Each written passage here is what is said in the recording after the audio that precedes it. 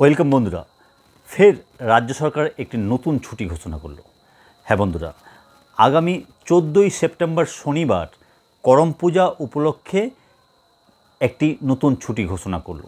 যদিও এই ছুটিটা ফিনান্স দপ্তর থেকে আগেই ঘোষণা করা হয়েছে, তারা কিন্তু একটি নোটিফিকেশান জারি করে বলে দিয়েছিল যে আগামী 14ই সেপ্টেম্বর শনিবার করম পূজা উপলক্ষে ছুটি থাকবেই।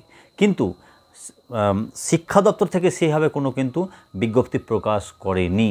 তাই শিক্ষা দপ্তরের প্রকাশিত যে হলিডে লিস্ট রয়েছে সেখানে এই 14ই সেপ্টেম্বর শনিবার করম পূজা উপলক্ষে সেকশনাল হলিডে বলে উল্লেখ রয়েছে। তাই এই ছুটিটা সেকশনাল হলিডে হবে না সবার জন্যই ছুটি থাকবে সে নিয়ে কিন্তু একটা দ্বিধাদ্বন্দ্ব ছিল।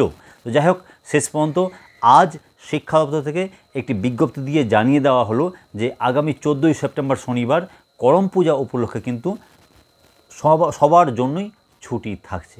তো যাই হোক, এটি অতি অবশ্যই ভালো খবর।